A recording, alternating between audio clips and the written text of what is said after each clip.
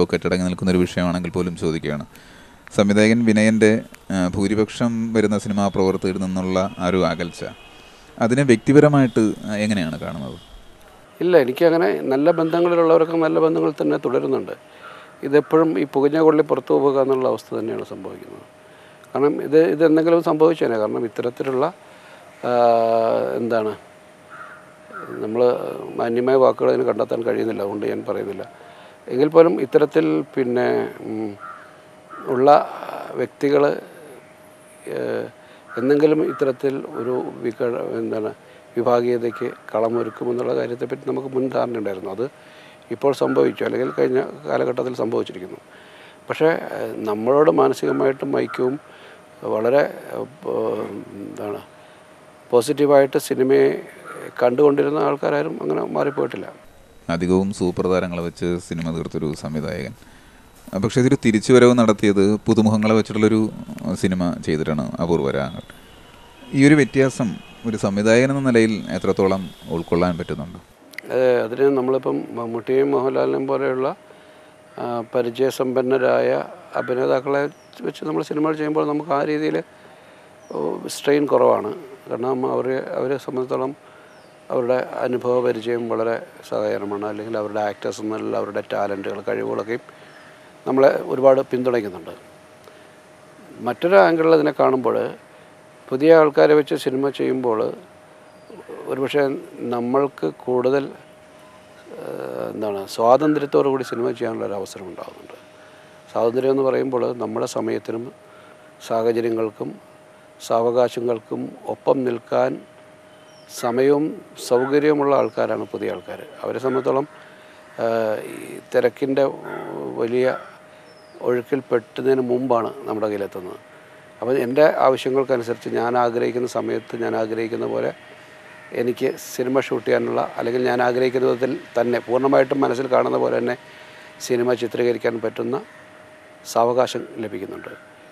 ഈ തിരക്കുള്ള അഭിനേതാക്കളെ വെച്ച് ചെയ്യുമ്പോൾ മമ്മൂട്ടി മോഹൻലാലിനെയും ഒഴിച്ചു നിർത്തിയാൽ, മമ്മൂട്ടി മോഹൻലാലിനെ പോലെയുള്ളവരെ സംബന്ധിച്ചോളം അവരൊരു സിനിമയ്ക്ക് ബൾക്കായിട്ട് 35-40 ദിവസം ഒരുമിച്ച് വന്ന് അഭിനയിക്കുന്നവരാണ്. അവരുടെ ഭാഗത്തുനിന്ന് ഉള്ളതിനേക്കാൾ നമ്മൾക്ക് പ്രഷറുണ്ടാകുന്നത് ഇടത്തരം വേഷങ്ങളിൽ അഭിനയിക്കുന്ന ആർട്ടിസ്റ്റുകളാണ്. അവർ ഒരേ സമയത്ത് 3-4 സിനിമകൾക്ക് ഡേറ്റ് കൊടുക്കുകയും ഒരേ ഡേറ്റ് പലർക്ക് വിധിച്ച് കൊടുക്കുകയും അങ്ങനെ നമ്മളുടെ സൗകര്യങ്ങൾക്ക് ഒരിക്കലും, ഒരുപക്ഷേ ഈ വലിയ താരങ്ങൾ നമ്മുടെ ഒപ്പം ഉണ്ടാവുകയും നമ്മുടെ സൗകര്യങ്ങൾക്കനുസരിച്ച് നമ്മുടെ കൂടെ ഉണ്ടാവുകയും, പക്ഷേ അവരുടെ സമയത്തെ പോലും നമുക്ക് പ്രയോജനപ്പെടുത്താൻ പറ്റാത്ത വിധത്തിൽ ഇത്തരത്തിലുള്ള ഈ ചെറിയ വേഷങ്ങൾ അല്ലെങ്കിൽ ക്യാരക്ടർ റോൾസൊക്കെ ചെയ്യുന്ന അഭിനേതാക്കൾ, അല്ലെങ്കിൽ കോമഡി വേഷം ചെയ്യുന്ന ആൾക്കാർ, അവരുടെ അമിതമായ തിരക്കാണ് പലപ്പോഴും നമ്മൾ ആഗ്രഹിക്കുന്ന സിനിമ ചെയ്യാൻ പറ്റാത്ത സാഹചര്യം ഉണ്ടാക്കുന്നത്. അപ്പോൾ അത് ആ രീതിയിൽ നോക്കുമ്പോൾ പുതിയ ആൾക്കാരെ വെച്ച് സിനിമ ചെയ്യുന്നത് എന്നെ സംബന്ധിച്ചിടത്തോളം വളരെ കൺവീനിയൻ്റാണ്. നല്ലൊരു തിരക്കഥയാണെങ്കിൽ, നമുക്ക് വിശ്വാസപൂർവ്വം സമീപിക്കാവുന്നൊരു തിരക്കഥ നമ്മുടെ കയ്യിലുണ്ടെങ്കിൽ പുതിയ ആൾക്കാരെ കഴിയുന്നതും ഉൾപ്പെടുത്തിക്കൊണ്ടുള്ള സിനിമ ചെയ്യുന്നതാണ് എന്നെ സംബന്ധിച്ചിടത്തോളം എനിക്ക് ഏറ്റവും കംഫർട്ടബിളായിട്ട് തോന്നിയിട്ടുള്ളത്.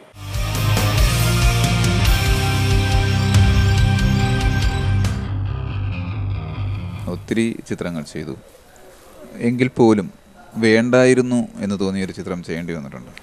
ഉണ്ട്. ഇപ്പം പരമ്പര എന്ന് പറയുന്ന സിനിമ ഞാൻ ചെയ്യാൻ ആഗ്രഹിച്ച സിനിമയല്ല, ചെയ്യാൻ നിർബന്ധിതമായൊരു സിനിമയാണത്. സിനിമ തുടങ്ങുന്നതിന് മുമ്പേ ഈ സിനിമ നന്നാവില്ല എന്നെനിക്ക് പൂർണ്ണമായ ബോധ്യമുണ്ടായിരുന്നു.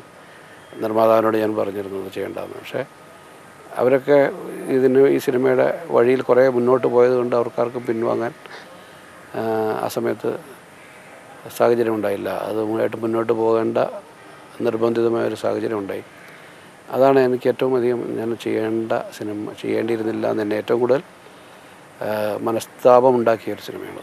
ഒരു വ്യക്തി എന്ന നിലയിലൊരു, അതുപോലൊരു സംവിധായകൻ എന്ന നിലയിലൊക്കെ നിന്ന് നമ്മുടെ സമൂഹത്തെ നോക്കിക്കാണുമ്പോൾ ഇന്ന് കാണുന്ന ഒരു പോരായ്മ, സമൂഹത്തിൽ കാണുന്ന ഒരു പോരായ്മ എന്താണ്?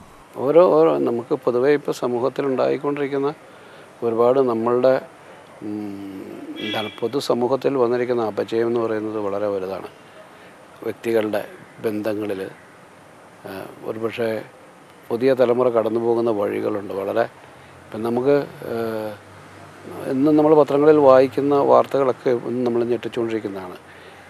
അപ്പോൾ അത്തരത്തിൽ ഒരുപാട് ഒരുപക്ഷെ ടെററിസം, അങ്ങനെ നമുക്ക് പരിചിതമില്ലാത്ത ഒരുപാട് കാര്യങ്ങൾ നമ്മുടെ നിത്യജീവിതത്തിൻ്റെ ഭാഗമായി മാറിക്കൊണ്ടിരിക്കുകയാണ്. നമുക്ക് ഒരുപക്ഷെ മുമ്പൊക്കെ നമ്മൾ ദൂരെ നിന്ന് കണ്ടിരുന്ന കാര്യങ്ങളൊക്കെ നമ്മുടെ തൊട്ട് മുമ്പിൽ ഇപ്പോൾ കാണാൻ തുടങ്ങിയിരിക്കുന്നു. പിന്നെ നമ്മുടെ ടെക്നോളജി കടന്നു വന്നു, ഇപ്പം മൊബൈൽ ഫോൺ പോലെയുള്ള കാര്യങ്ങളൊക്കെ കടന്നു വന്ന ശേഷം അതിനെ ദുരുപയോഗപ്പെടുത്തുന്നൊരു സാഹചര്യമുണ്ട്. ഇപ്പോൾ എവിടെ ചെന്നാലും ഒരു ആർട്ടിസ്റ്റ് ഒരാൾ വന്നു കഴിഞ്ഞാൽ എല്ലാവരും ഈ മൊബൈൽ ഫോണിൽ പോയി അവരുടെ ഫോട്ടോ എടുക്കും. ഒരു സ്വകാര്യതയിലേക്കുള്ള കടന്നുകയറ്റം വളരെ വലുതാണ്. ഇപ്പം പ്രത്യേകിച്ചും സ്ത്രീകളെ സംബന്ധിച്ചോളം അവരുടെ സ്വകാര്യതകൾക്ക് യാതൊരു സംരക്ഷണവുമില്ലാത്ത അവസ്ഥയുണ്ട്. പൊതുവേദികളിലെത്തുമ്പോൾ കടന്നു പോകുമ്പോൾ വഴിവക്കിൽ നിന്നും നമ്മളുടെ ഒരു ഫോട്ടോ എടുക്കാൻ സാഹചര്യവും സ്വാതന്ത്ര്യമുള്ളൊരവസ്ഥയിലേക്കാണ് കാര്യങ്ങൾ പോയിക്കൊണ്ടിരിക്കുന്നത്. ഒരു സ്ത്രീയുടെ ഞാനിപ്പോൾ ചെയ്യാൻ പോകുന്ന സിനിമയുടെ വിഷയവും ഇതുമായിട്ട് ബന്ധപ്പെട്ടാണ്. കാരണം ഒരു സമൂഹത്തിൽ സ്ത്രീകൾക്ക് തനിച്ച് ജീവിക്കാനുള്ള സുരക്ഷിതത്വം നമുക്കിന്ന് നൽകാൻ കഴിയുന്നില്ല. കേരള സമൂഹത്തിൽ പോലും മുമ്പ് വളരെ സുരക്ഷിതമായിട്ട് സ്ത്രീകൾ കടന്നു പോയിരുന്ന ജീവിച്ചിരുന്ന ഈ ഒരുപക്ഷെ നമ്മുടെ ഈ നഗരങ്ങളും ഗ്രാമങ്ങളുമൊക്കെയും അത്ര സുരക്ഷിതമല്ലാത്ത ഇടങ്ങളായി മാറിക്കഴിഞ്ഞിരിക്കുന്നു.